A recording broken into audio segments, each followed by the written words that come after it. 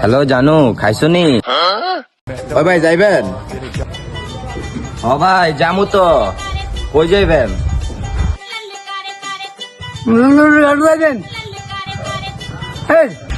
জামু তো ভাই, ভাড়া কিন্তু 100 টাকা। ভাড়া তো 20 টাকা, 100 টাকা চাইতেছেন কি লাগা ভাই? যাইলে যাবেন, না যাইলে নাই, ভাড়া কিন্তু 100 টাকায়।